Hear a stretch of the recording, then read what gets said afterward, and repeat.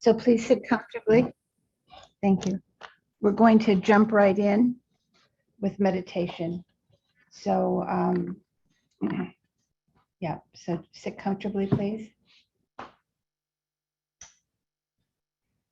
Now I'm going to remind you of this 7-point posture, but as I say it, I want you to check with yourself to see if you know it or not. I thought I turned that off.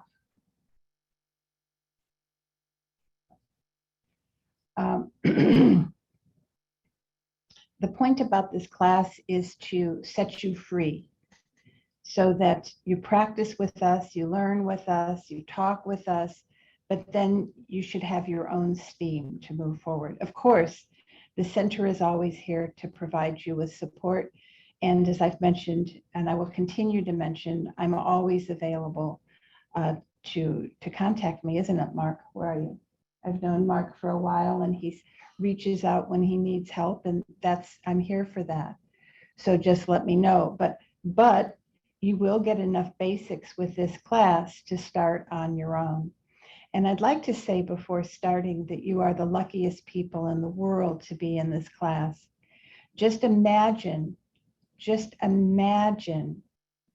never going up and down again. Just imagine not being victimized by our thoughts and emotions. I mean, that's extraordinary. And that's what the result of meditation can be. But it's not easy. I mean, look at these Olympians that are in China doing these things that will bring them no ultimate benefit. In fact, it's very, very likely that they will not have peace of mind from their sport. They will be fraught with frustration and disappointment, maybe anger and jealousy. And even down the road, they could end up with great physical damage to their body. And yet they put in years, some since childhood, practicing for what they hope will be some kind of medal that will be forgotten in a very short period of time. Or maybe not, maybe they'll get on a Wheaties box, which will be forgotten in a very short period of time. But when you learn to control your emotions, when you learn to be able to watch your mind and to see what's going on and then provide an antidote to it, you are so beyond amazingly lucky.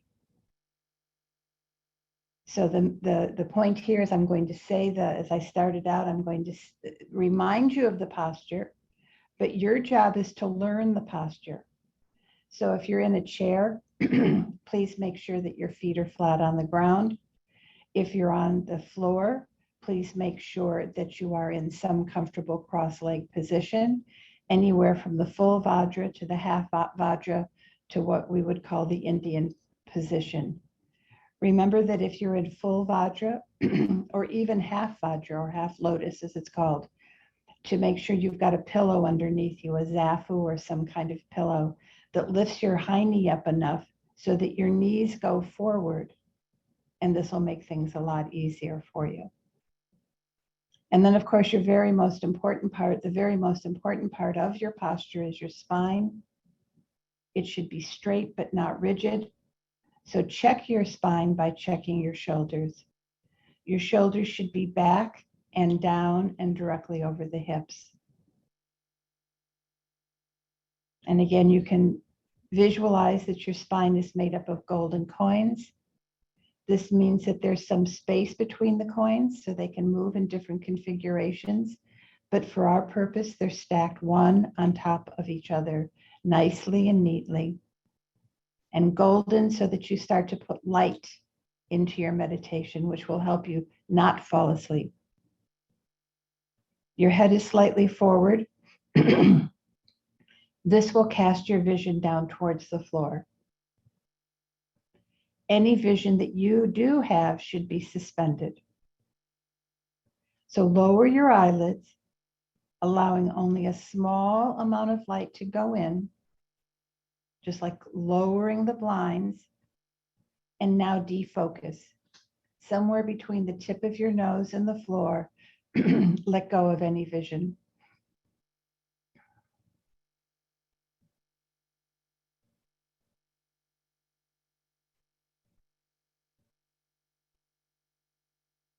And remember, your arms are slightly away from your body to allow for the passage of air.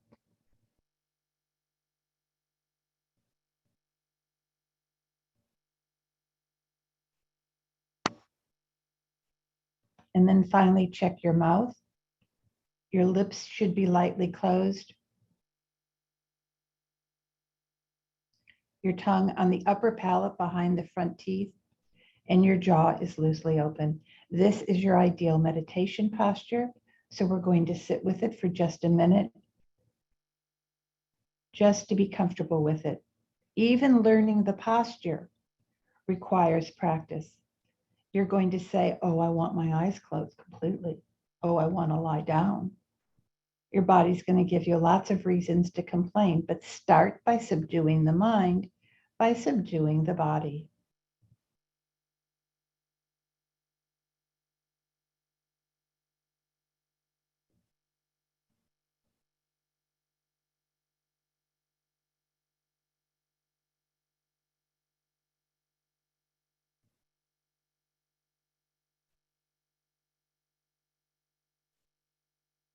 And now we need to develop a positive motivation for being here. Develop a positive motivation for attending the teaching session. Develop a positive motivation for the action of listening and learning. You want to engage, not just your body is here. Yes, congratulations. You got your body into the room, or you got your body into the Zoom session.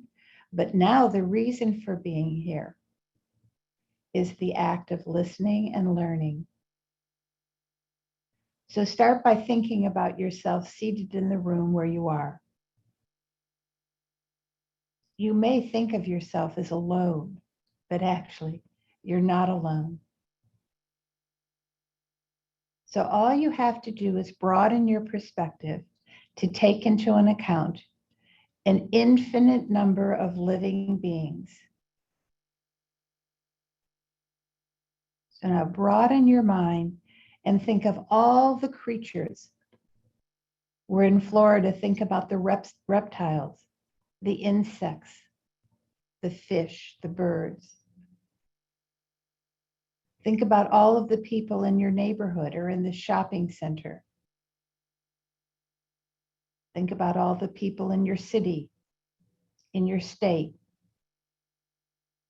in your country. Think about all the beings on the planet.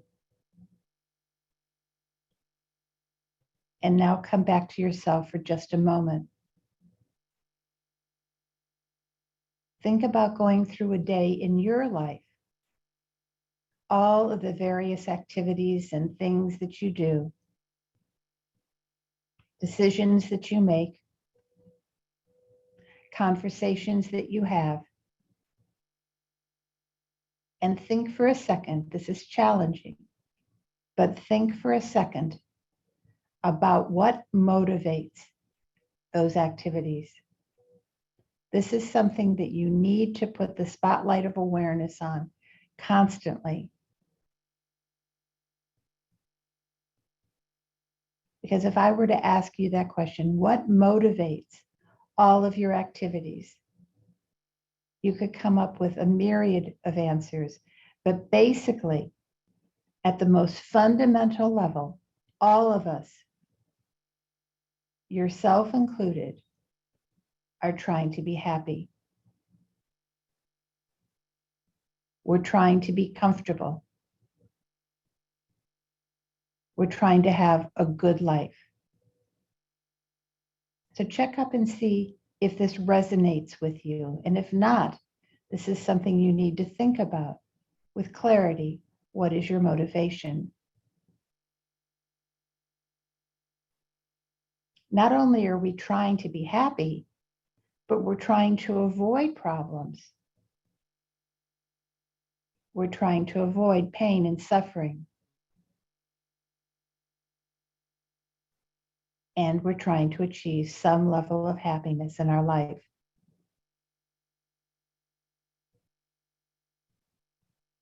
This is fundamental. This is valid. This needs to be honored. That this is your main motivation for every activity that we engage in, even with our thoughts. So now for a moment,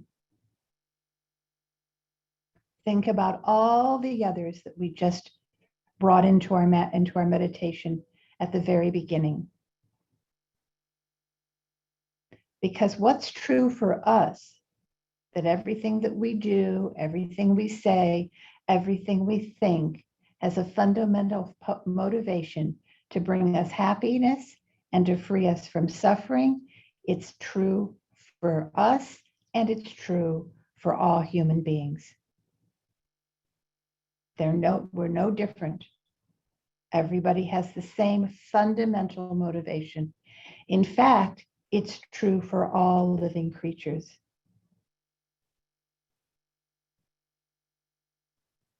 We all, every single one of us, have this in common. Our methods may be very different, but our underlying motivation, our goal is the same. And not only do we all want to be happy, we all deserve to be happy.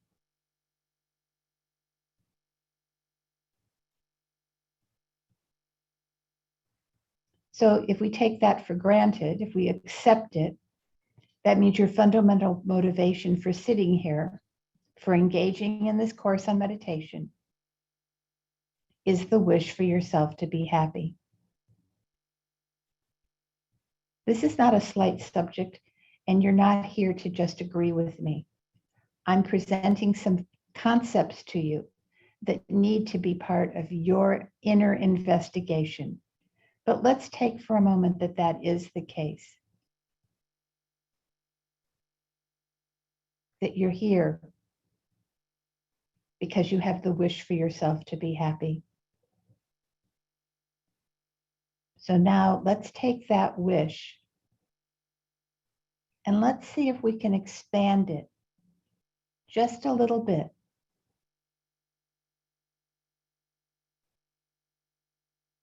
Because if we can act not only for our own well-being,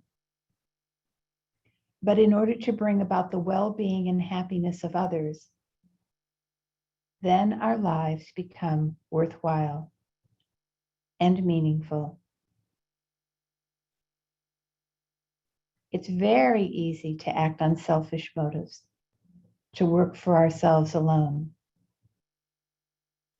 This has been ingrained in us since we were born, and we cried for something and got immediate gratification. We've always been working for ourselves. But the premise here is that what's truly meaningful is to be able to bring peace and happiness to others. When this thought starts to dawn on you, for many of us, it can be a new idea, living our lives to be meaningful for others. It's like putting on a new outfit in the morning. You get out of bed and you think that you're getting out of bed to engage in today, to make myself happy, but also to make others happy. You get dressed with the idea of being pleasing to them. You want to smell nice for them. You want to look nice for them. You want to drive nicely for them. You want to give them the space in front of you in line at the grocery store. Because you know what it's like to be happy. And this small act of generosity can change someone's day. So arming ourselves with this motivation is life-changing.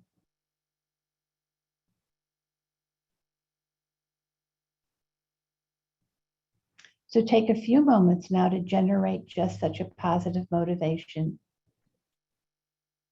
Think something like this. Think, may I become a kinder, more compassionate, and wiser individual, so that I am sensitive to the needs of others, just as I wish others were sensitive to me. May I become wiser and kinder, more compassionate, so that I can think of being helpful in fulfilling the needs of others, so that whoever I come in contact with might have great well-being in their lives because of me. And because I'm giving great well-being to others, may I achieve greater well-being as well. And imagine a world where everybody thought to be of benefit to others. How amazing would that be? And by engaging in this kind of thought and the actions like meditation that come from these thoughts, they will never betray you. They're not dependent upon getting a ribbon or a medal at a contest. There's no downside to thinking of benefiting others. And even if your body gives way at some point, it's still not a problem, because you're able to live your life with the idea of benefiting others. How amazing would that be?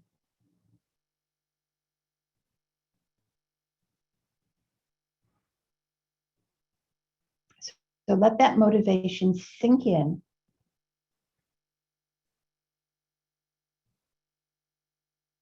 And then we're just going to count the breaths for 5 minutes or so.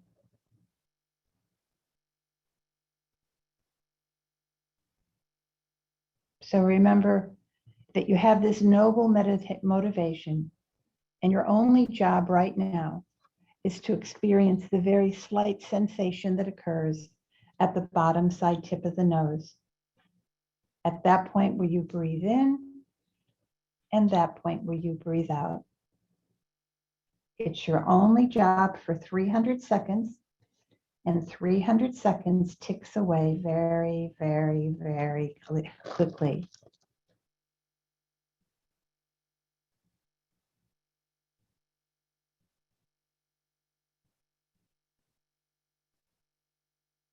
So when you breathe in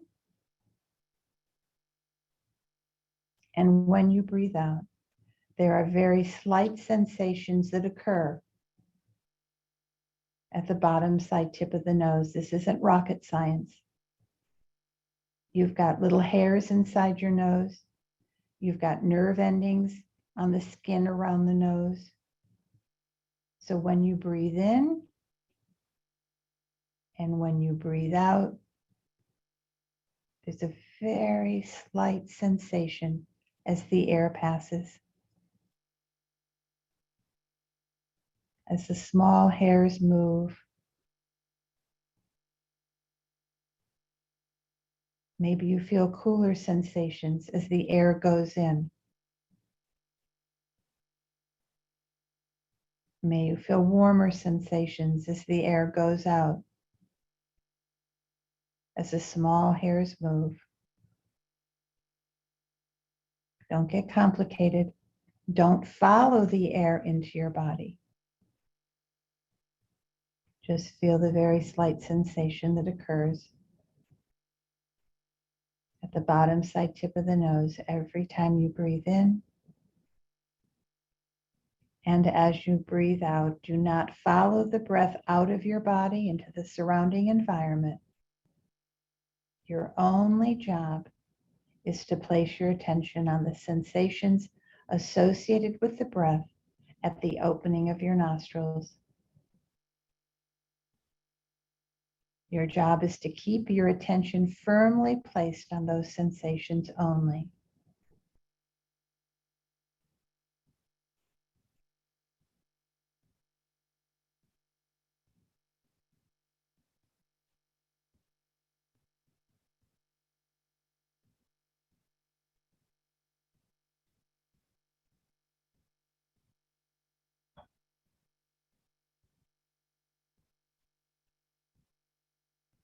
As you inhale and as you exhale, mentally count each inhalation and exhalation together as one unit and try to count from 1 to 10, connecting all those sensations.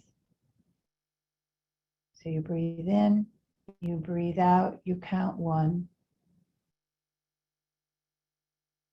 You breathe in, you breathe out, you count 2.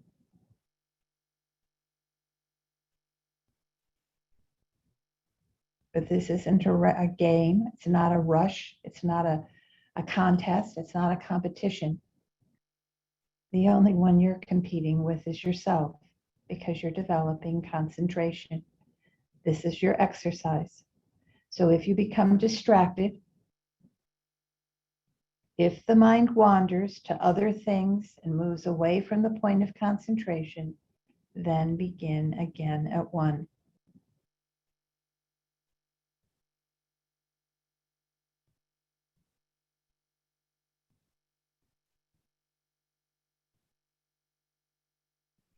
Even if you never get past 2, it's not a problem. The point is to train your mind to focus on one point only.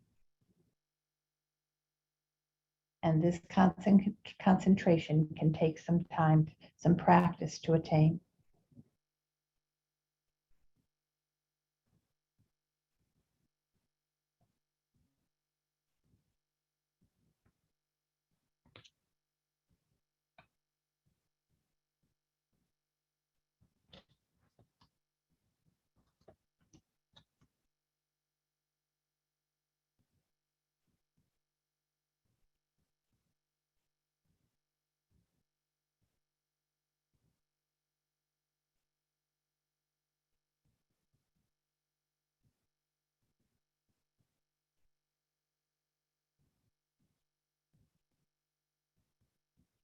So generally speaking, your mind should be a little bit more concentrated, a little bit more relaxed, a little bit more focused and ready to engage in the next part of the meditation. So remind yourself about the altruistic motivation that you generated initially, because this is not our habit, because we're all about me, me, me, me, me. As my mother used to tell me, as a small girl, she told me I had eye trouble. And I couldn't understand because I didn't wear glasses. And she said, I want this, I want that. Well, that's the way we all are. But now we're understanding that, we're appreciating it. But now we're seeing that everybody else is just like us. Everybody else is me, me, me, me. Everybody else has eye trouble. And so you're meditating today, not just for your own individual benefit, but you're taking the time now to meditate and develop your mind to become a wiser and kinder person,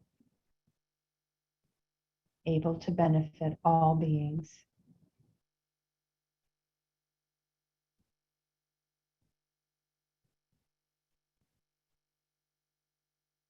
So now continue doing the breathing, counting in, out, or counting the units 1, 2. And this breath is your anchor for your attention.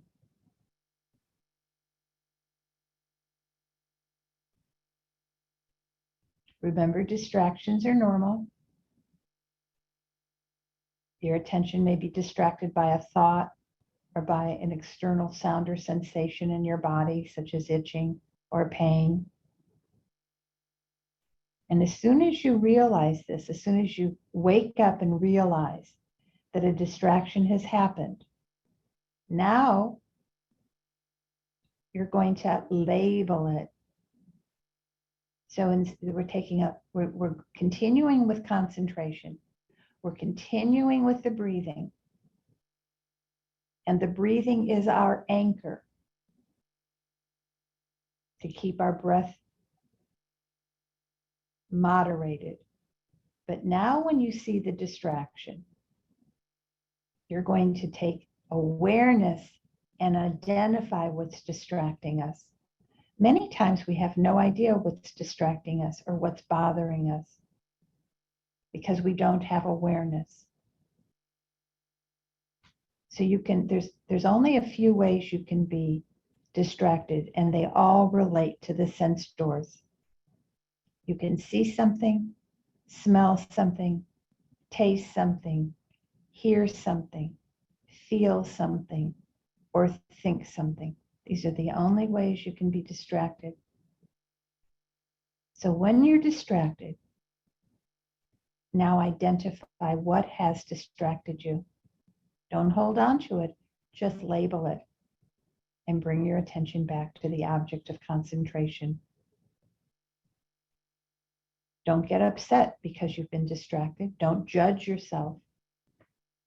Just gently let go of the thought or the distraction and return your attention to the breath.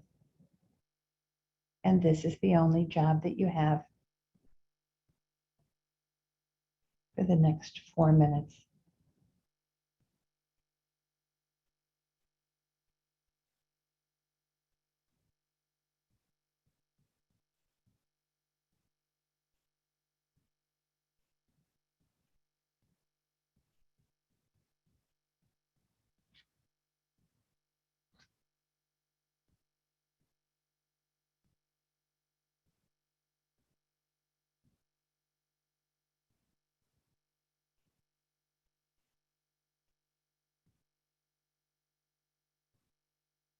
So when you gain a deeper level of concentration and focus, then you can loosen that concentration slightly.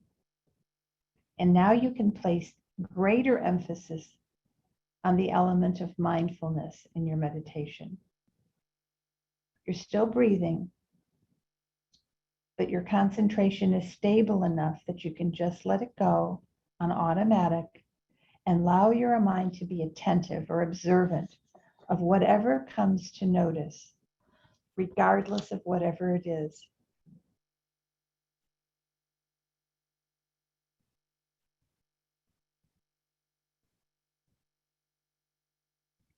Don't identify with the mental elements arising.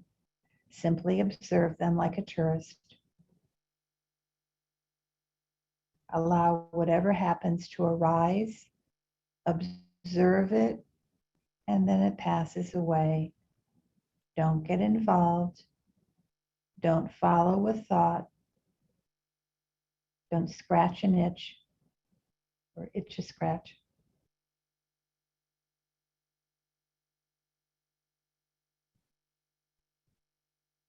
Don't move with the pain. Just be aware of it. You recognize it. You label it. You abandon it.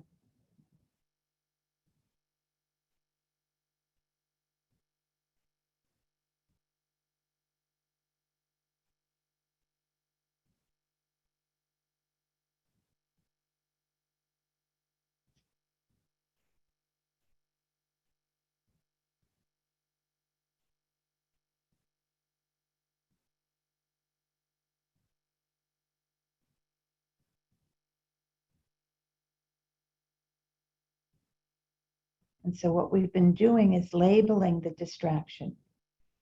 Remember, you can see something, smell something, taste something, hear something, feel something, or think something. But as you become better and better at this kind of awareness, each time the mind wanders from the breath, now begin to notice specifically how and where it has wandered.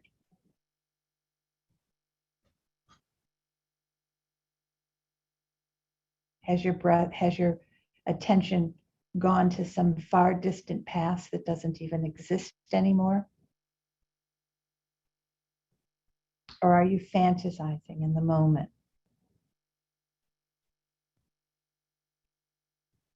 or are you future planning? Now start to watch the quality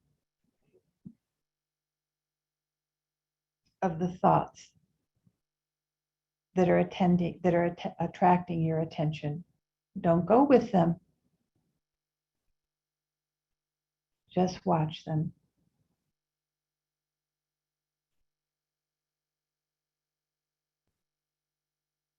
You just watch the horse get out of the barn, but you don't get on the horse and ride it.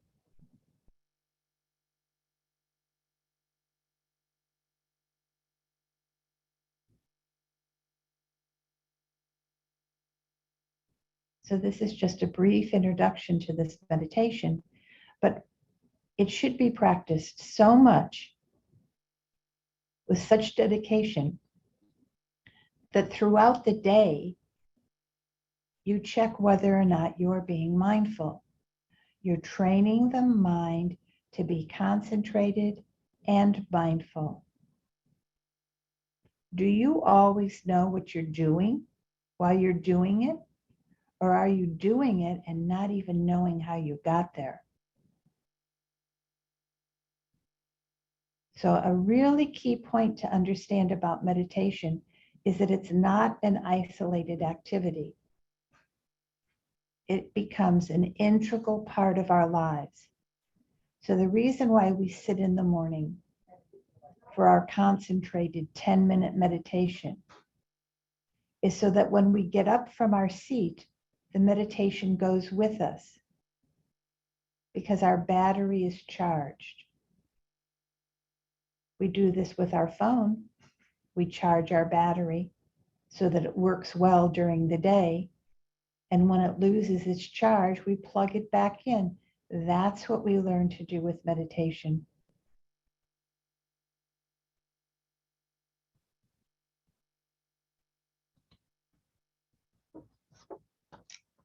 We charge ourselves with our meditation. We train ourselves with our meditation, and then we carry it with us throughout the day.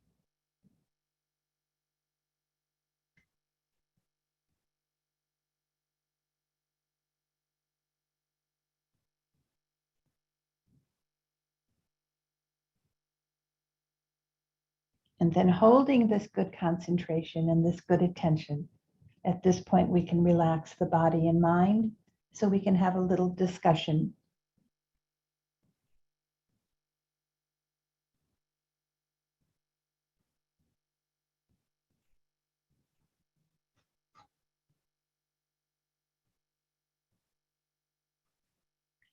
Okay, so I'd like to ask how people did during this last week. Did people practice their meditation?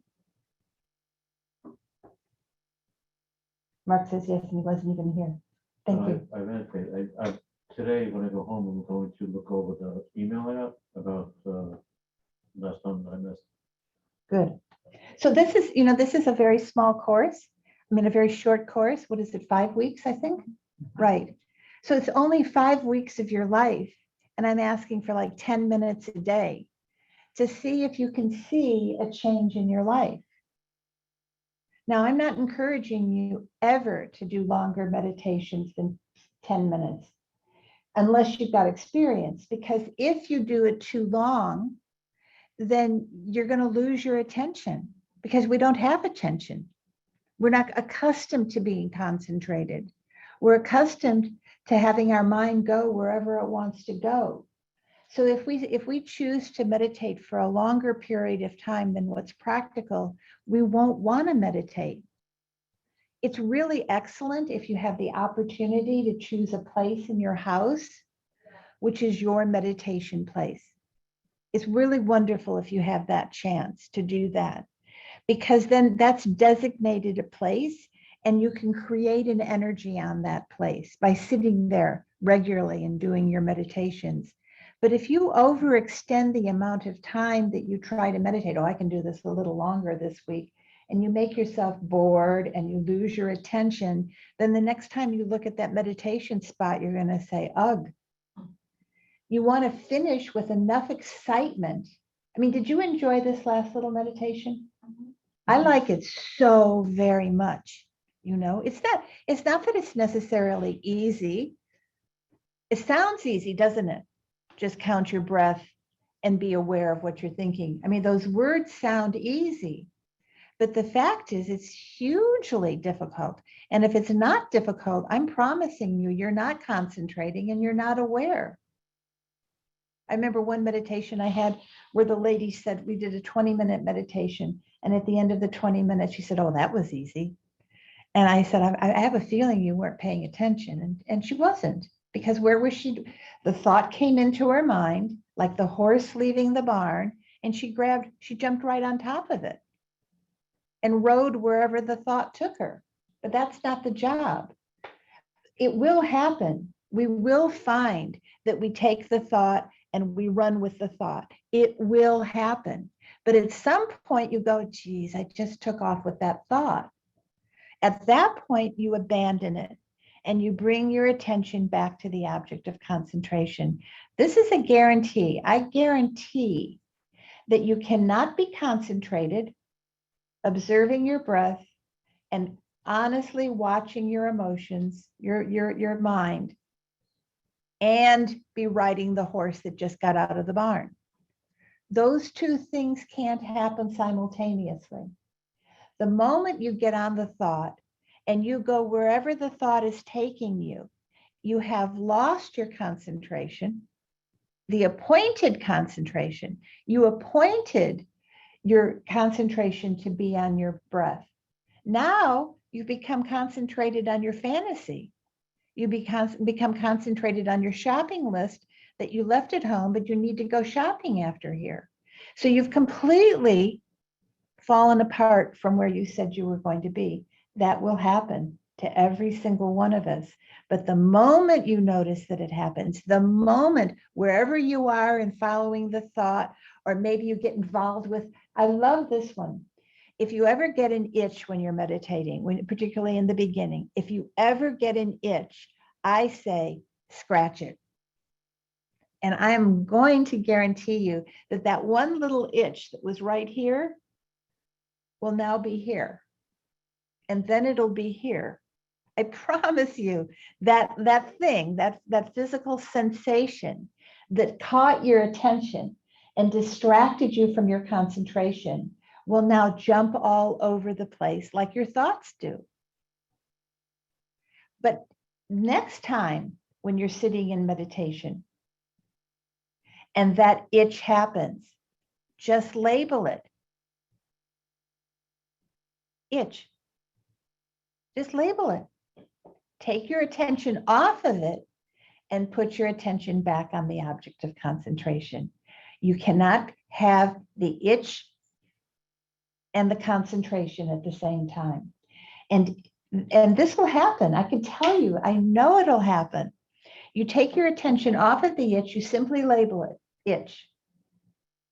Bring your attention back to the object of concentration. That itch will call you.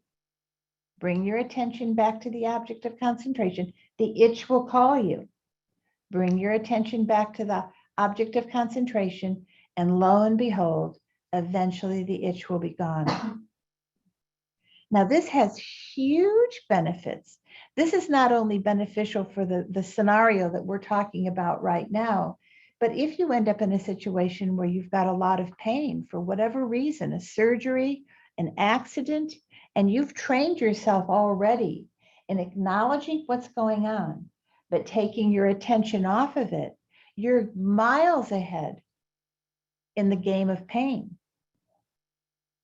So I always use this experience, this example, because if you have children, you'll know really well that if a child, let's say, stubs their toe, and all of a sudden the child is hopping around holding their foot and they're crying like mad, and now you offer them a lollipop, what happens?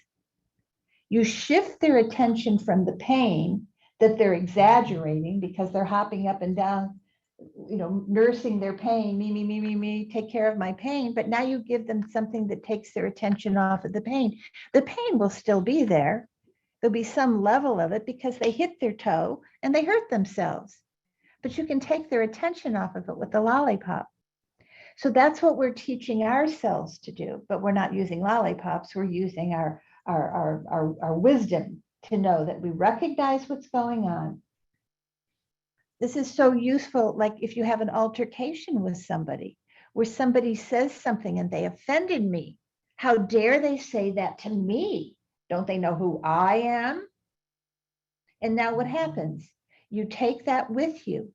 You nurse the wound. You tell everybody about how you were insulted and you can't believe it. And can they believe it? You were insulted by that person. And now, who knows? That person might have been feeling badly. That person might have said words they didn't even know they were saying, but you've made, as they say, a mountain out of a molehill. But if immediately, because you've been practicing your meditation and your concentration and your awareness, you hear the sound and you just label it sound, let's analyze it. It's just sound. It's simply like if you hear the wind, if the wind moves the leaves on the tree, you hear that sound. Generally, you're not putting a label, good sound, bad sound, on the breeze moving the leaves. Well, now there's been a breeze coming out of the mouth of somebody. So listen, it's just sound. It's sound, not coming from the wind, coming from the mouth of this person, just wind. But we put a label on it. You offended me. Or, oh, you love me so much. You said such nice things about me. Watch and see that as you practice this meditation during the day, watch and see if you can just accept it as a sound without going up because you said such lovely words to me, or going down because you insulted me. Just stay where you are, nice and peaceful. And when somebody says something nice about you, the chances are really good that's a reflection of their good mind, that they would see something beautiful in you. And if they see something ugly in you, it's oftentimes a reflection of their own mind because they're feeling really crappy themselves. And so bad things come out of their mind. But the way we live right now, we have no choice to make that assessment. We are victims of our minds. So we hear something we like, we get elated. We hear something we don't like and we crash. And we don't even see the dynamics of what's going on. So when we practice this meditation, we develop a level of concentration, we develop awareness, and it's not just to use when you're sitting in your seat. It's to use so when you get up and now you get in your car and somebody honks the horn behind you because you weren't watching the light change, you don't go, you just go, oh, right, thanks, and move on without the Richter scale of your emotions going up and down. This is huge. This is talking about being a grown-up. Being a grown-up has nothing to do with how old you are. I know a lot of old people who are just a mess because they're like toddlers. So being a grown-up is learning your emotions, learning how you respond to things, and being realistically in control, in charge of your mind. Let me know if this makes sense. Because this is where we're going with the meditation. This is how we benefit ourselves. Just imagine at the end of the day, how many times, try to watch how many times you've gone up, you've gone down, gone up, you've gone down, gone up, you've gone down. You've seen something you like, and then you saw the garbage that was leaking. And then we're happy by the smell of the flowers outside, and then you got unhappy because the dog did something. We go up and down when we can just be acknowledging it.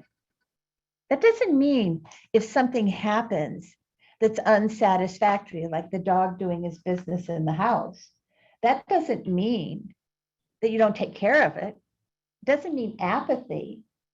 It means you take care of it without riding the roller coaster of emotions. You just take care of it. And same when somebody effuses over you and tells you how gorgeous you are. Well, that's just, lucky them that they can see, beauty in you. Isn't that nice?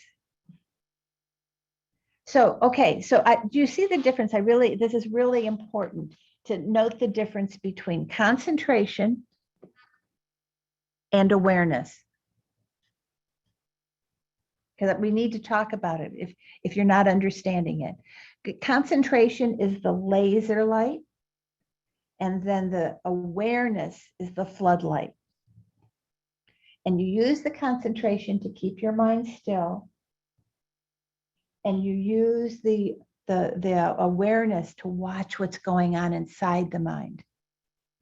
Now, I can tell you really seriously and I'm by in no stretch of the imagination a terrific meditator, but from the little bit that I've done, I can tell you really honestly that if you do this, that for me, that we're going to do all different kinds of meditation in this class. For me, this is numero uno. And I call it neutral. I call it the neutral position for your mind. So you should in my opinion, always bring your mind back to this neutral position. Always bring your mind back to just breathing and watching your mind. And you can do this wherever you are. You can do it while you're driving. That doesn't mean, I'm not saying, pull your legs up and sit cross-legged while you're in the car, but you keep your mind on where you are. I have a really big problem with license plates, car makes, and people's lawns. I'm always distracted by these three things. And when I was a child, I taught myself how to identify license plates from a long distance. And I can't get rid of that habit of identifying New Mexico, Hawaii, Alaska. And they're all virtually the same as 50 years ago. So I bring myself back to my breathing. You've got an obsession, bring yourself back to your breathing. You're going to have a difficult conversation with somebody, arm yourself with breathing. And now this difficult conversation becomes your testing ground. How well did I do? Did my mind wander all over the place? Did I get angry with this difficult conversation? Did I fall prey to this? Now your whole world changes because you're testing how well you do keeping your peace of mind. And until we learn this, we're always blaming somebody else. You disturbed me. I can't believe you said that to me. You mean you don't like this? You don't want my dinner? You think my house looks messy? We're always like this. Who cares? Now you watch it. And you return to your peace. So this is your challenge. This is what you need to practice, is the little 10-minute meditations. When you get up from the meditation, it goes with you, whether you're walking or you're getting in your car or you're making dinner. Try and see. So I really need, okay, yeah. I have Would you mind to use this? Yeah, for the benefit of our virtual people. The virtual people.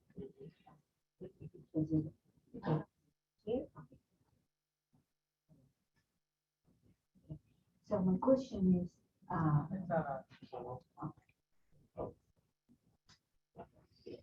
hello. My question is about the concentration and the awareness. So the concentration is the laser light, and the awareness is the floodlight. So in my mind, it seems as though the concentration comes first.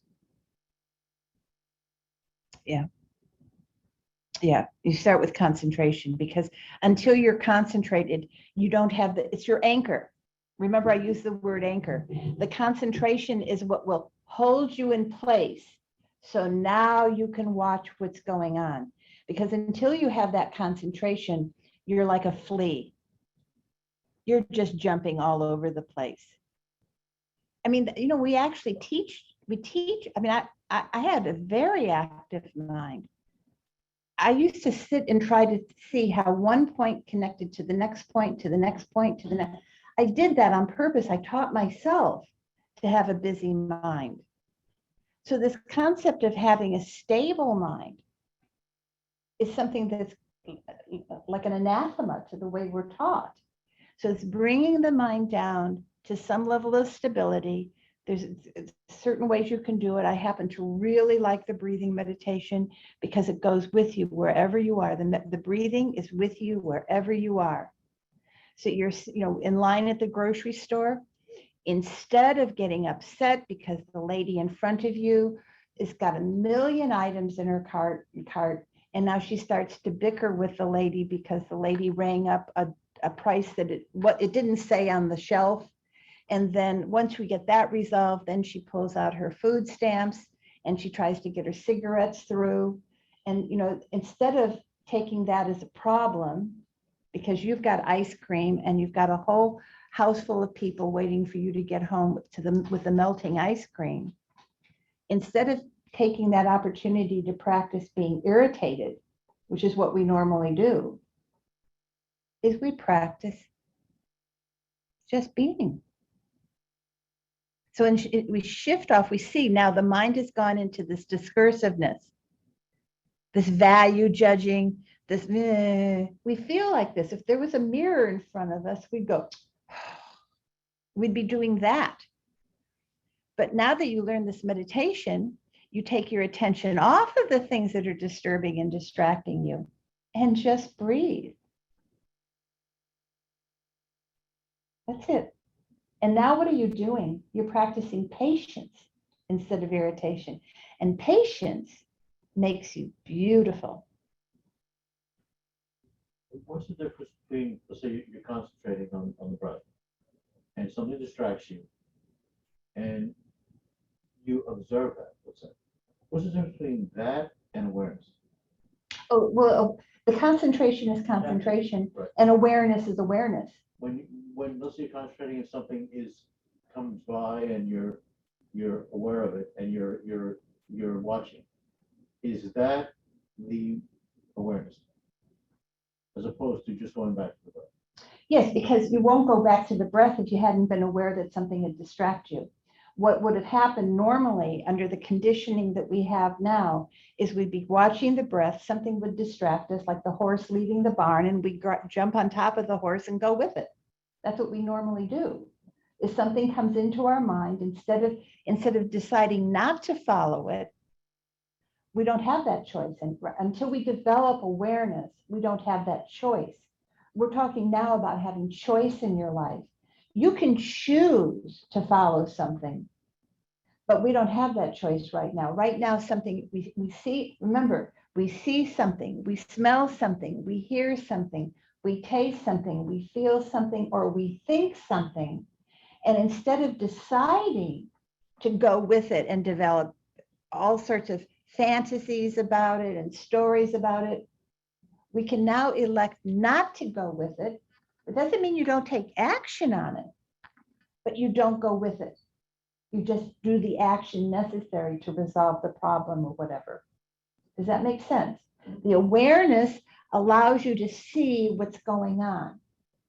When you see what's going on, now you have the choice to go with it or not go with it.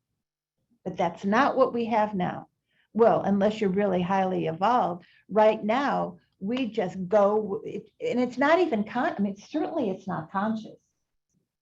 When somebody when I see them coming in my rear view mirror, you can tell that they're really exceeding the speed limit and they're really driving carelessly.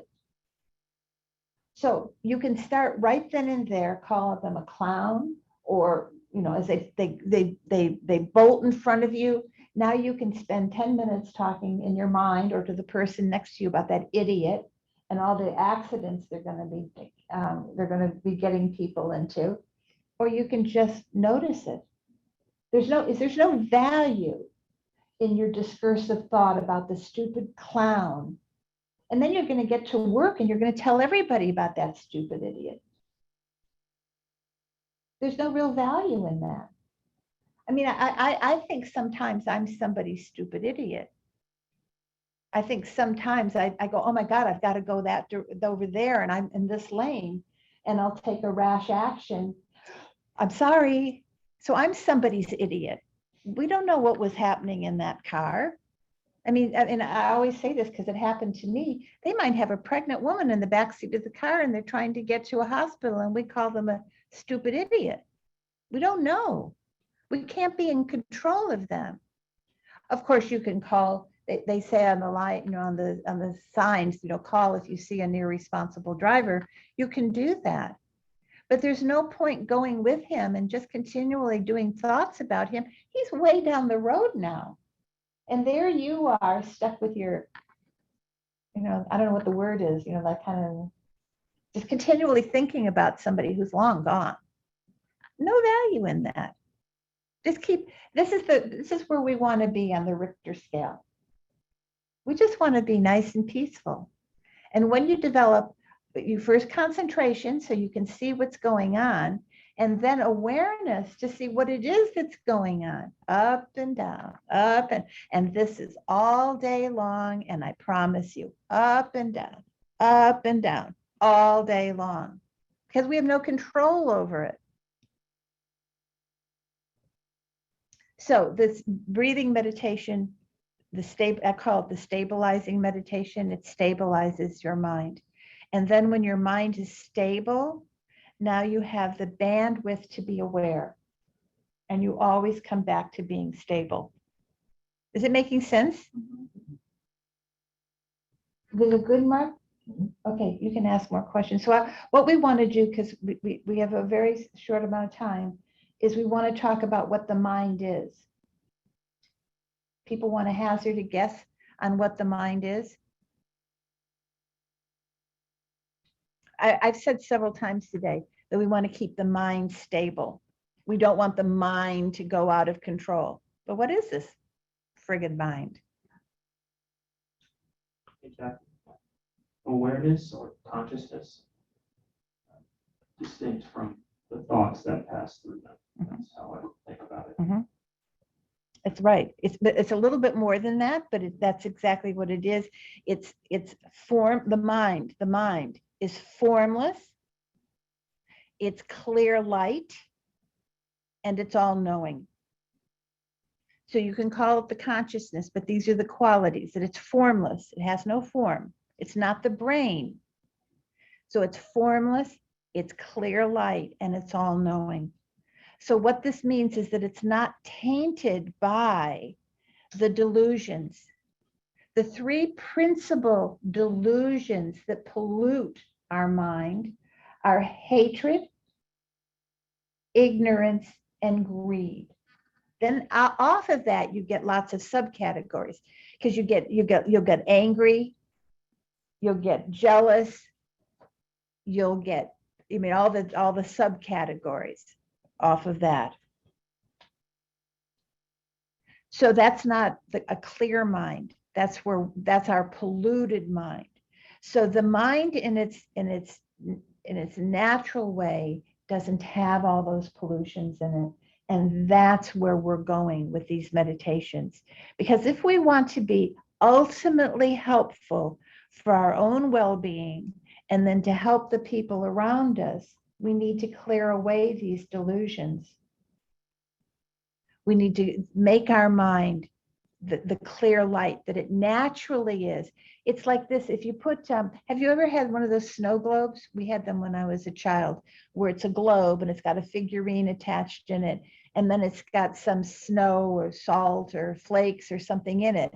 And that white stuff in the snow globe is sitting at the bottom of the globe. You pick it up, right? It's at the bottom. So you pick it up and now you shake it, and all of that stuff gets turned up inside. That's that which it is getting shaken up in is your mind, clear.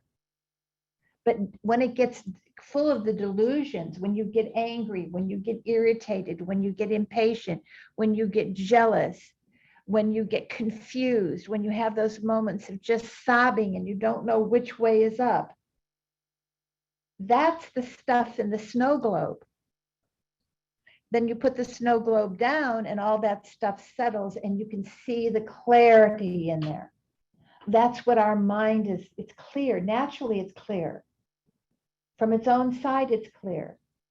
But because of these habits that we have from one lifetime to the next, actually, then there's all this, the delusions in our mind.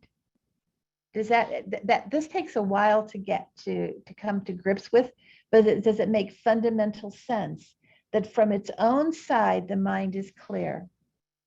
And then when it says it's all knowing, well, of course it's all knowing. Right now, we think we're a know-it-all because we see something and we pass a judgment on it, and we're the know-it-all. But we don't see, because we're seeing through the filters of our delusions.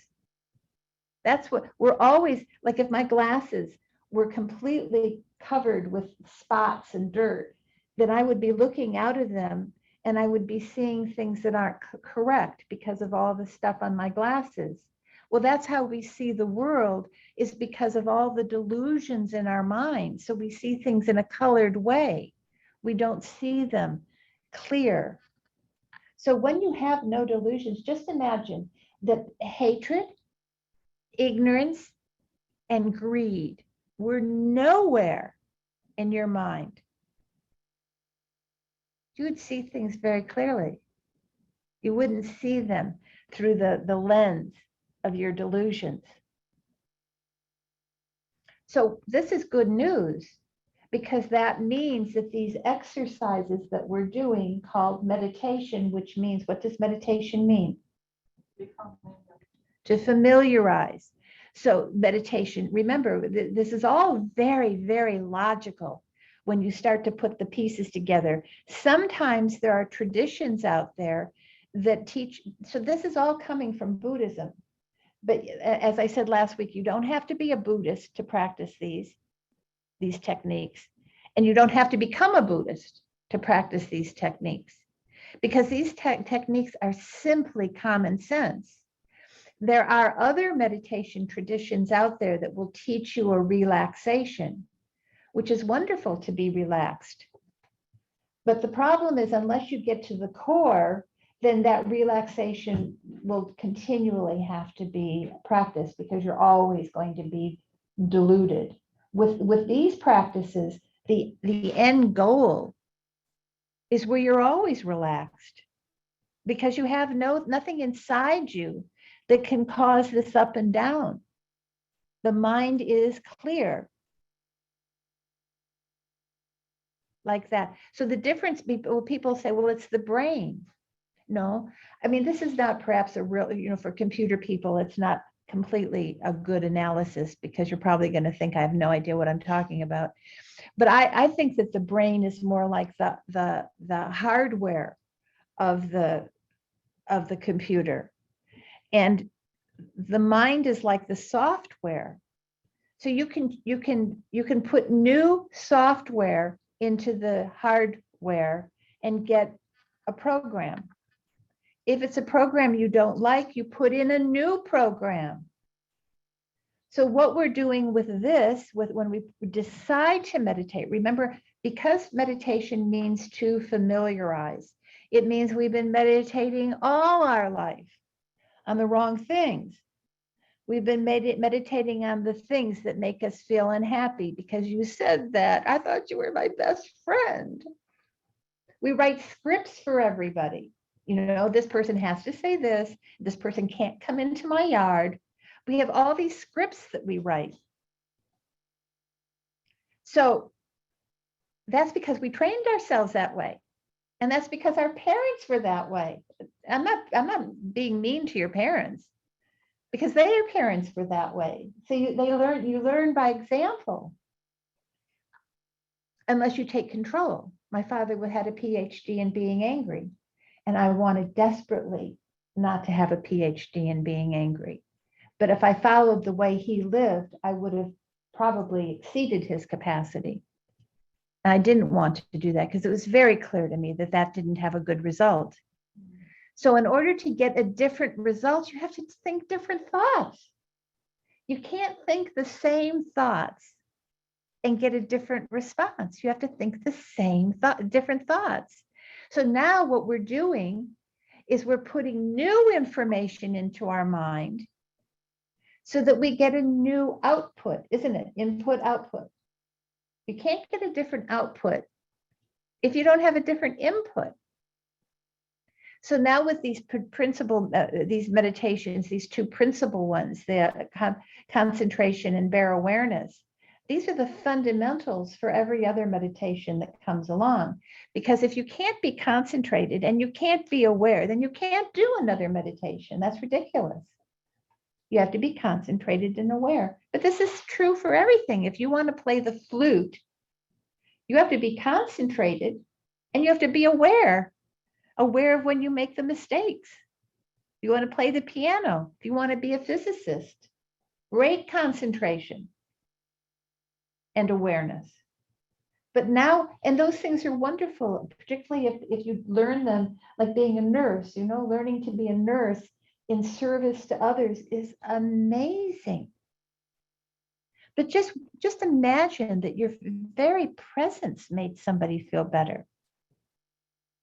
Because you were a kind, compassionate, not trained, just from your own side, you had reduced your delusions, so your anger was minimal, you reduced your attachment, you reduced your confusion, and now just being. Have you ever met those people, that just, you met somebody and you felt better from just having met them?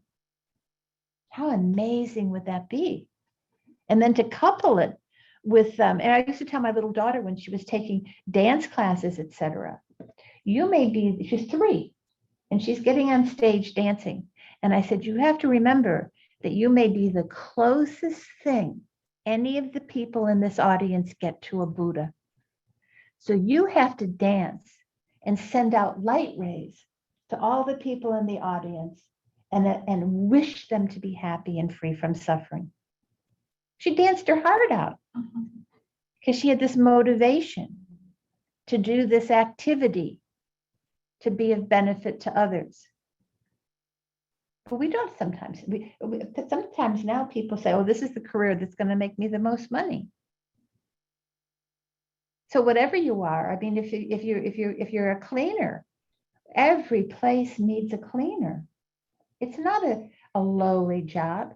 But when I first started to work, the first job I had was at a savings and loan association in Chicago. I was 18. My parents didn't let me have a job until I was in college, and I had it in the summers.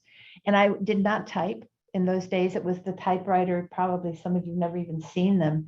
It's the big typewriter, not the flat keyboard, but a typewriter that had like multiple layers of keys. And I got out of typing 25 words a minute with 5 errors.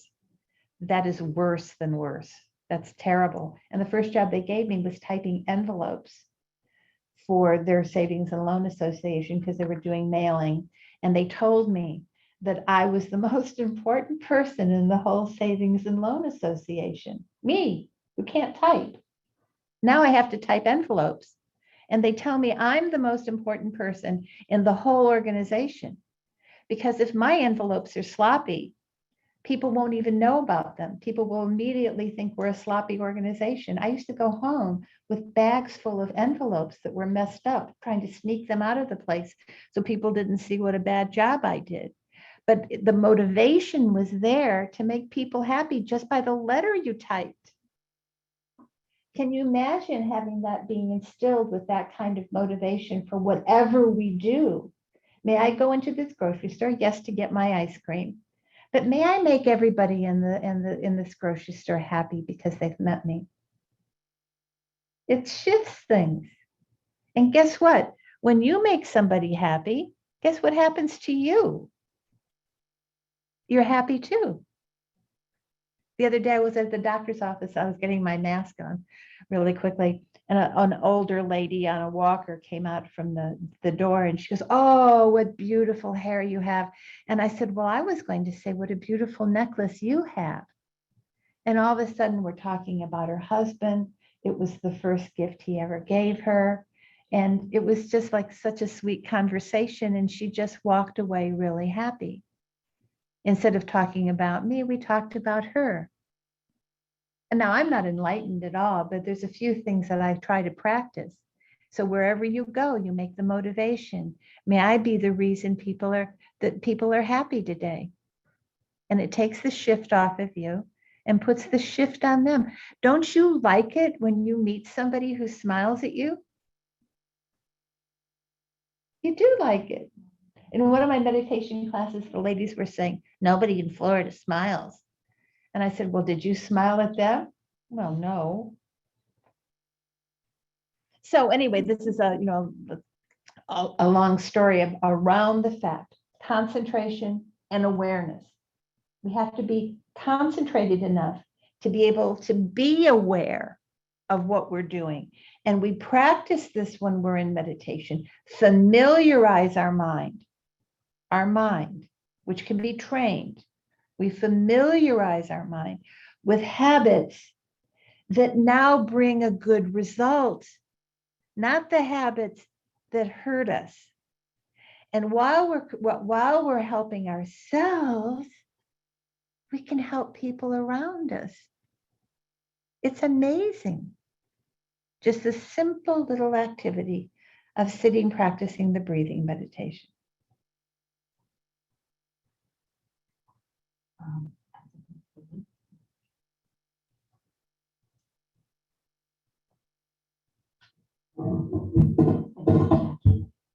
I wanted to go back to the mindfulness concept that you brought up at the very beginning. And I would like you to expound on it because just to be more clear for myself. Okay, well, that mindfulness and awareness, that those are the two things. But the mindfulness is the concentration and awareness is so mindful is being, let me just think this out. Mindful is being that you're concentrated.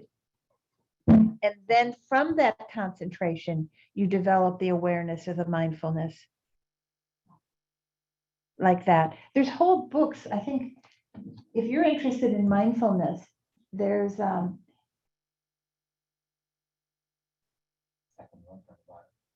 one from the bottom, Mindfulness in Plain English. This is a classic. Is it? Yeah. It's called Mindfulness in Plain English. And this is from a tradition. This is not from the same tradition, from the Mahayana tradition. This is from the Hinayana tradition. But as John Kabat-Zinn says, it's a masterpiece. And you know, one thing, Nicole's not here, but one thing that I think is a real, look at this. Look at, I like this book. I mean, I don't just have highlights. I've got arrows and good book, right? Yeah. Is it really? And I mean, yeah, this is a really great book, Mindfulness in Plain English.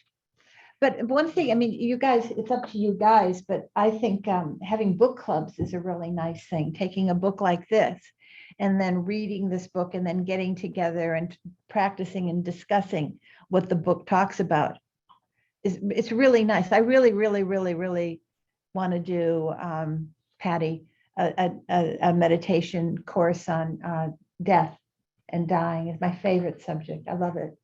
Because if you really realize death, nobody does. I heard there was one person in Germany who realized death. But if you realize death, then there's no room for any of your delusions. They don't make sense.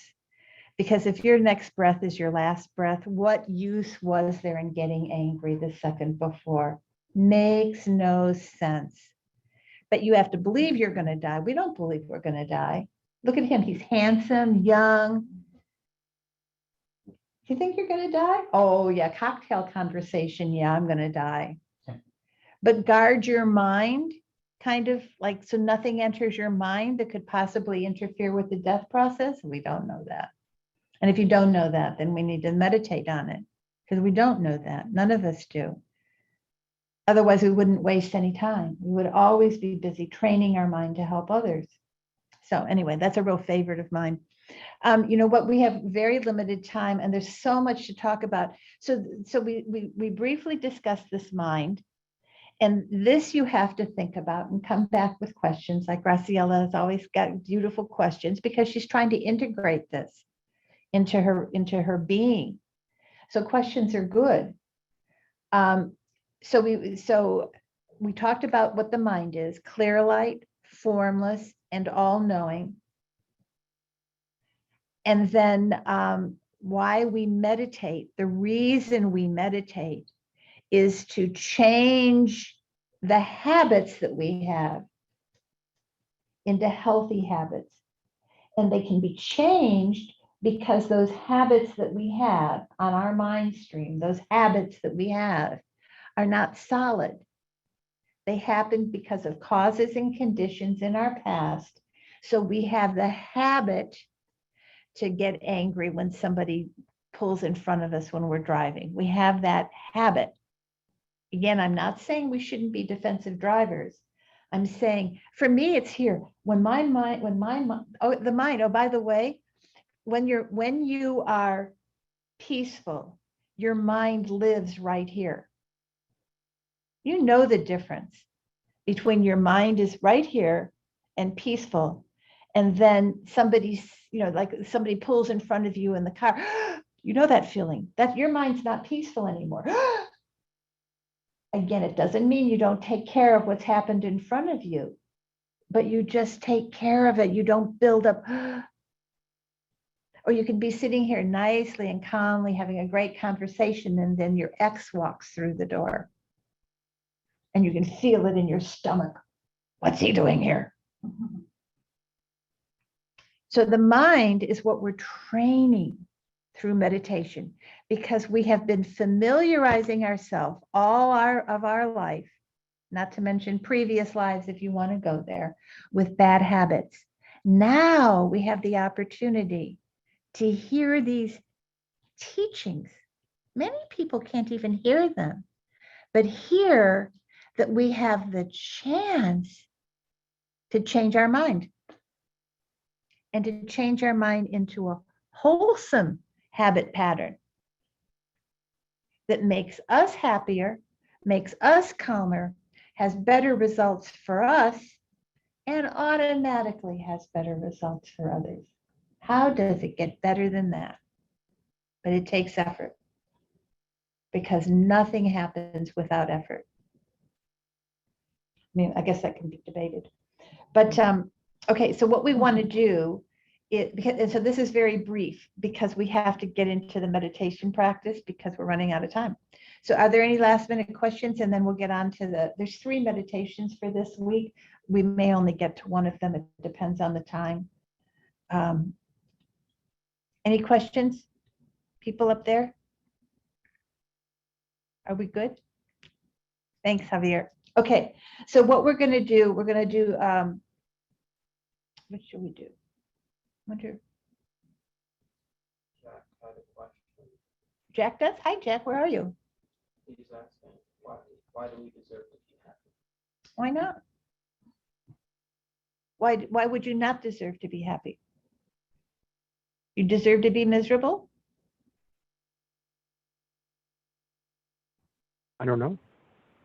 I mean, I would say that, I think that's a good question. I would say that the opposite isn't true, so the opposite of that should be true. I mean, why not? You're a human being, you want to be happy. Why don't you deserve to be happy? But when you say that, then it also means that everybody else deserves to be happy too. And if you think that way, then that can really definitely control some of your emotions. If you start to put others first. So just as much as you deserve to be happy, so do they. Anyway, think about it. That's a very good question. I do believe that you deserve to be happy, and I would like very much to see you happy. I don't think you deserve to be miserable.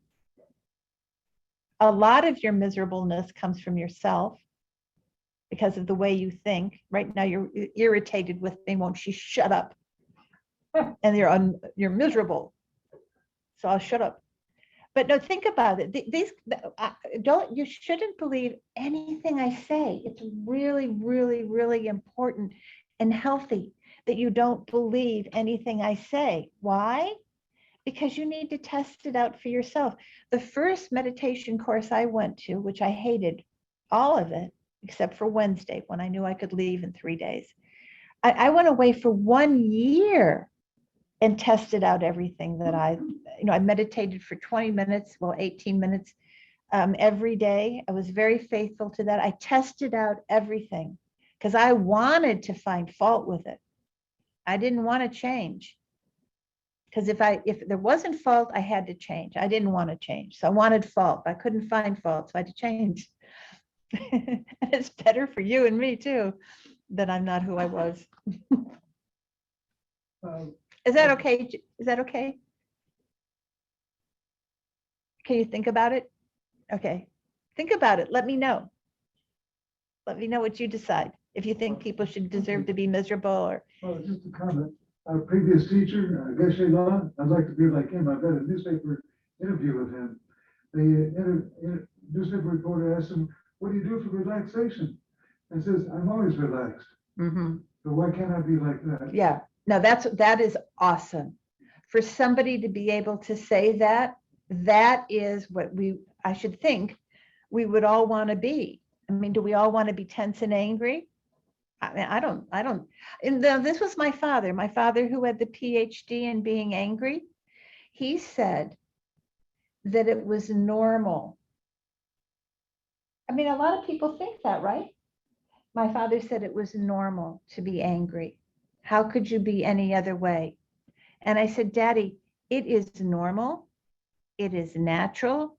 It's not necessary.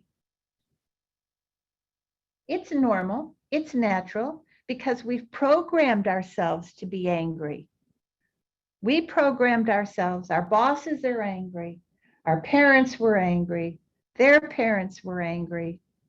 So it's normal. It's natural. But now we're hearing it's not necessary. Whoa, that is like an earthquake in your mind. It's not necessary. None of these delusions are. They're not necessary and they can be changed. That's why we meditate. So we're just going to, we really have to get into this because we're running so out of time. But we're going to do, you're going to walk away with 3 meditations today, or you're going to have them sent to you on the computer. We're going to practice one. And this one is so gorgeous. It's called Make the Mind Like the Sky, because the mind is like the sky. Remember, it's clear light, it's formless, it's all knowing. That is what the mind is. It's like the sky.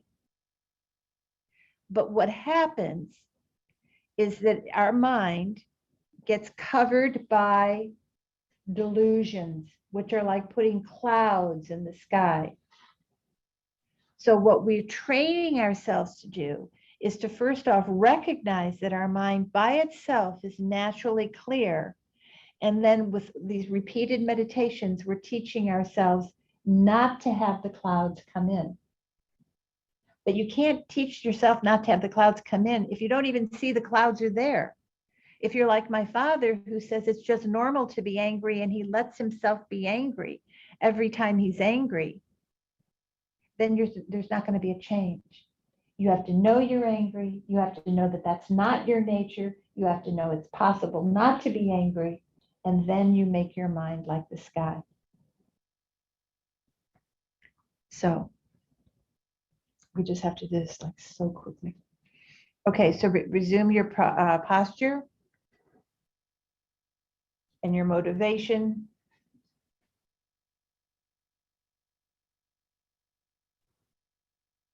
And try to get back your concentration and your mindfulness, your awareness.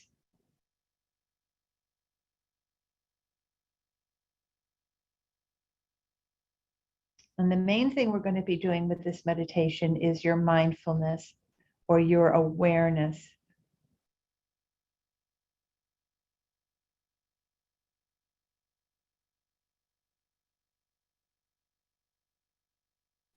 So just breathe and just be aware.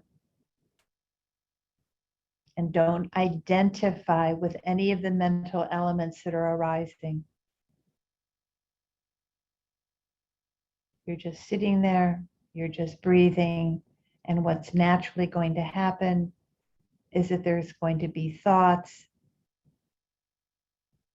or you'll see something, or you'll smell something, or you'll taste something, or you hear something, or you'll feel something. Just let it happen.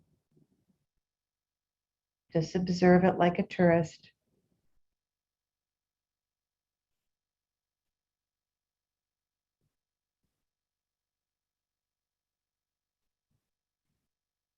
Just allow whatever happens to happen.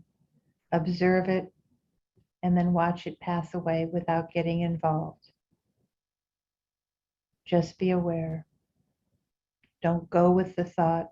Don't scratch the itch. Just watch.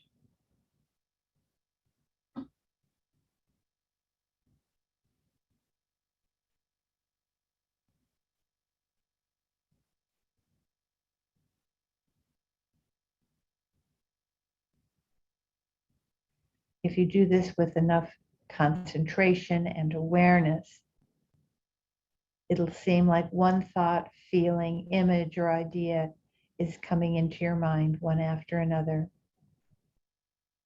Remember, don't go with them, just see how your mind flits around like a flea,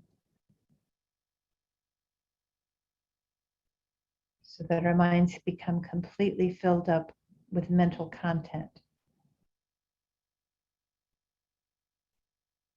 It's like our minds are small or finite containers.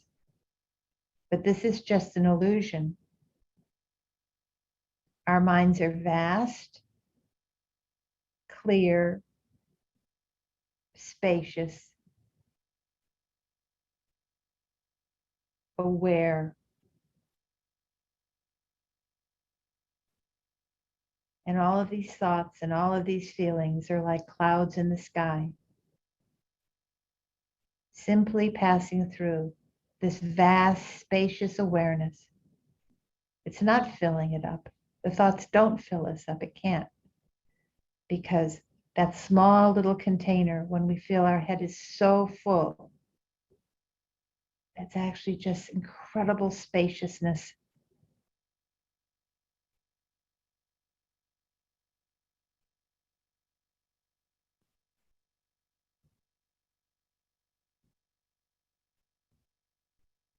So this mindful attention, just allow it to expand. I think we all know the feeling when our head is so tight and full, we can't think another thought. We don't know which way to go. Now, just breathe and open up an entire sphere. Open up your consciousness to its vastness.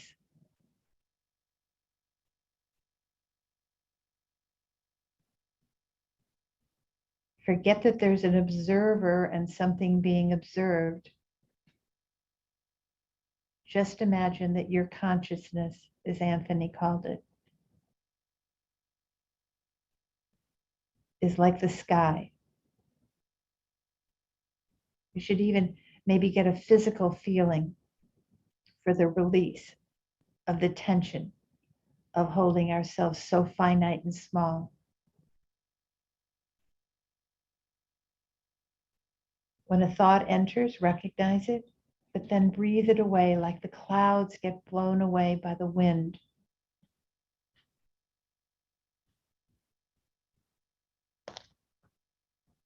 Clarity, spaciousness, awareness. This is your interior.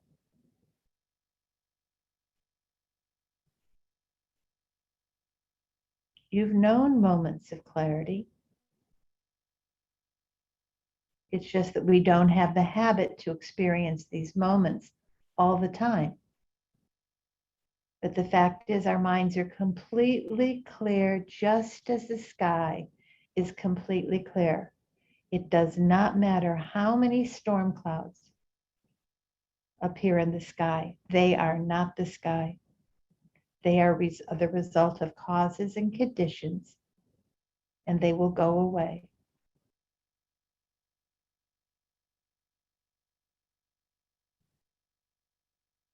It's the same with our mind. But we won't recognize this in difficult times if we don't practice this in easy times.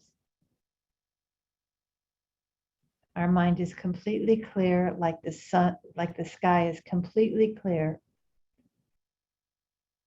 And the light of the sun shines down on us through the clear sky. Our awareness and wisdom shines through the clarity of our minds.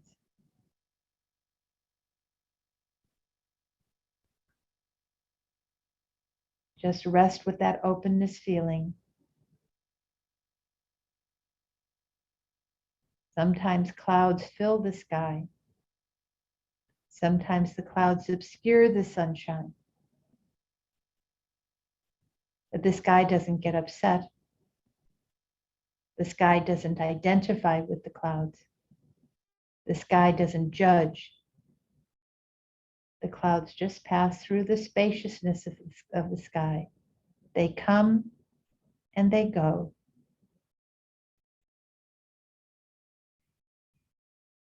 The clarity and spaciousness of the sky isn't compromised by the clouds.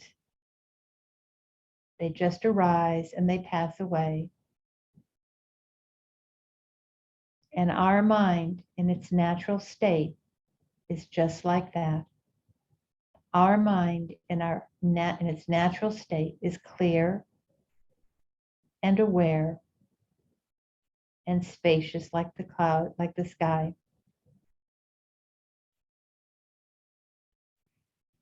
When a thought or an emotion, an idea or an image or a sensation arises in your mind,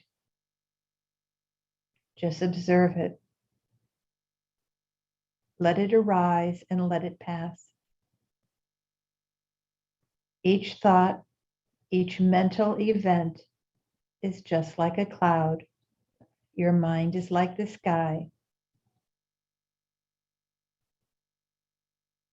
And for just 1 minute, concentrate on the experience of space and bliss.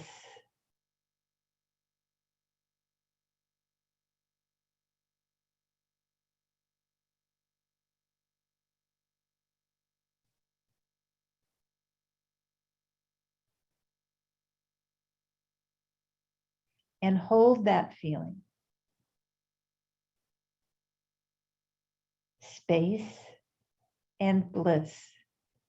The bliss is the result of the space.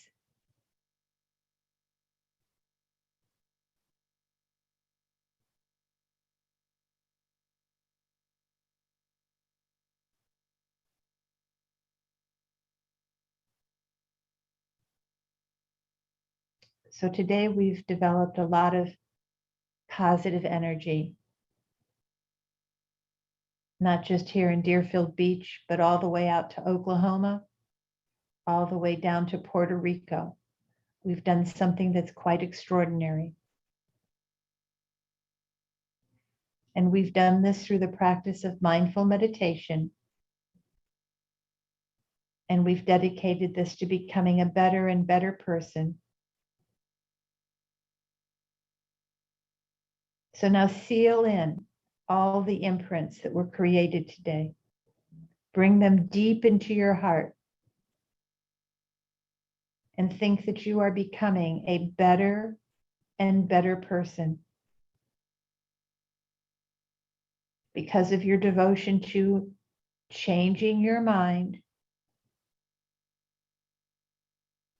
familiarizing yourself with good habits, you are becoming a person with more peace in life. And when you have more peace in your life, you're a person who can bring more peace and well-being to others in every moment of every day.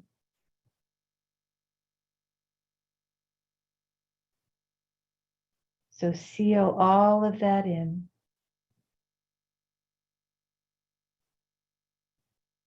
Because it's so profound.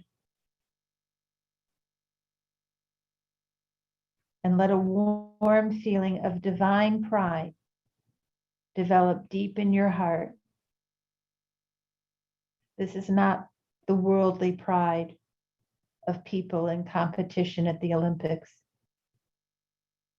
This is a pride that you yourself have determined to be a better person, and you have found a technique that can help you. You found some meditations, some ways of familiarizing your mind with new habits, new input for better output. So feel that divine sense of pride that you showed up, you're here, you're doing it. And let that warm feeling of divine pride fill your entire being. So your whole body and mind continuum, feel this space and bliss.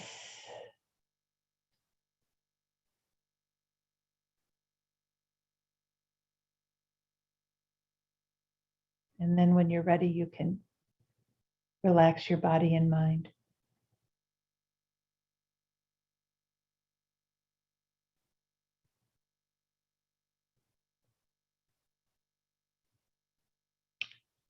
So the two of the meditations you're going to take away are make your mind like the sky, which we just did, and make your mind like the ocean, which is another analogy. The ocean is by itself, from its own side, calm. The ocean is not tumultuous from its own side. It's calm, it's deep, it's clear. But fish swim through it, and all sorts of other elements hit it and cause tumultuous seas, cloudy seas with big waves. And we do that too. So when you make your mind like the ocean, you settle all of that and relax into the expanse, the space, and the bliss of the ocean, completely clear. And in this meditation, instead of the clouds coming into your mind, you see the fish swimming. And those are the thoughts coming into our mind. You don't grab the fish and go with it. You just let the fish come and go. Then the final meditation is called the 9-round breathing. It's a meditation. It's it's a meditation that's involved with the highest level tantras, but Lama Yeshe brought it down to our level. And it's extremely effective. It's good to stabilize the mind. Myself, my personal preference is to always do the breathing, stabilizing the mind. But the 9-round breathing is where you actually close one nostril and then you breathe in and imagine that you're flushing out through your system all your anger, all your jealousy, all your confusion. And you do it first by holding one nostril and then the other nostril. That will produce a stable mind, but I like to do both of them together because that's just me. But you have to find your way of working. You can do the 9-round breathing as your stabilizing meditation, or you can just make that your meditation. Because when you do that, when you imagine getting rid of all your delusions, guess what's left? If you had no delusions, if you were able to flush out all your hatred, all your ignorance, and all your confusion, what would be there? A clear mind? What? A clear mind? A fear? Clear. A clear. Yes, yes. It would be space, which is the other meditation. So these three meditations are about getting you familiar with that clear. The two that make your mind like an ocean, make your mind like the sky. You might find you resonate more with one than the other, but get that feeling. That's what you're trying to replicate, is that feeling of space and of clarity It's so good to do this throughout the day as much as you can, because then when a thought intrudes, you watch everything change.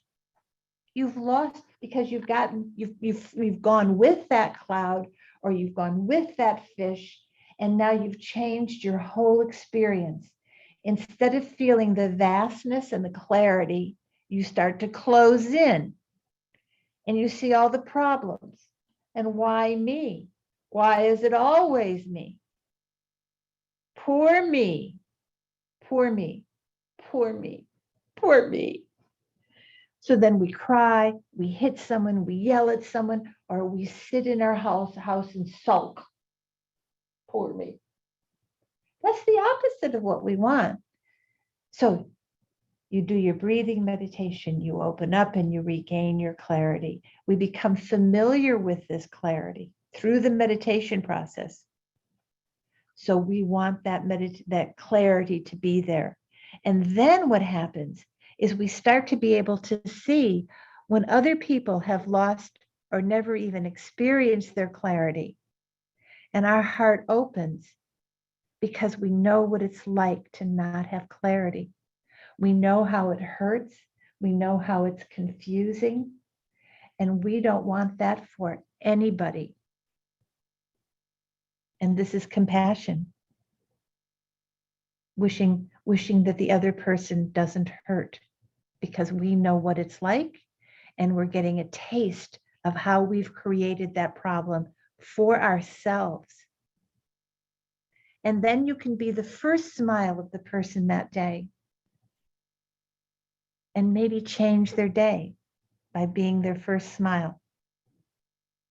Amazing. I mean, when you go out, try to do that. Make it a goal to make people happy. Do your job, get your gas, get your groceries, go to the dentist, but make people happy, and you'll be happy too. Sorry, Nicole's Thanks just so much, pushing us. Maggie. And I mean, some of us have just, been here, yeah, anyway, so, I did want to say that, thanks, Anthony. We did update the meditation link on the website, so, if you have a problem getting in next week, just go to the meditation link, it'll get you right in here. And if you join us for the meditation link, Jackie will be leading it next week. Are you gonna still do green Tara, or do you want to do one of these? No, I want to do a green tarot. Okay, the green Tara meditation next week, links on the website. So please, Thank you know what? you. Come for the green Tara, because now you'll start to see different ways of familiarizing your mind. There's different ways. And then you'll come up with the meditation that becomes your signature, the one that you do repeatedly, like that. Okay, guys, I'm not bringing all these books next week. So if you want to get any of the titles, do it now.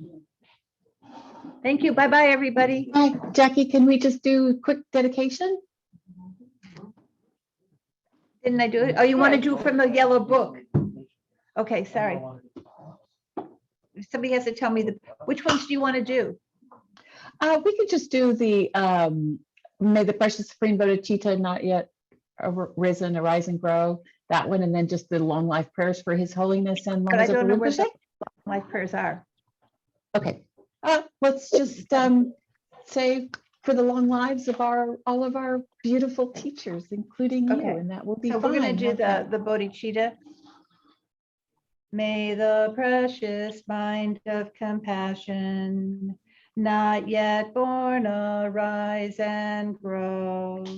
May that born have no decline, but increase forevermore. So remember, you can do dedications. You don't have to do a traditional Buddhist meditation. Maybe some of you don't know what bodhicitta is. You can do it in your own way. But as Patty's saying, it's always good to remember that these teachings, these practices came from somewhere. And they originated actually with the historical Buddha, which means enlightened one fully awake. And they've been passed down by word of mouth for all of these years. And we happen to have some excellent teachers in our lineage. So we want to think that they may they continue to live so that these teachings can continue to live, so that people may continue to get benefit. Because what a sad world it would be if we couldn't be here today. Unbelievable. If we didn't have the opportunity to hear that there's an opportunity to not suffer. So seal that in. Okay, guys, thank you. Thank you, Jackie, so much. My pleasure. Thank you, Jackie. Bye. Bye, everybody. Thanks for coming. Bye-bye. Bye, Patty. Bye, everyone. Bye.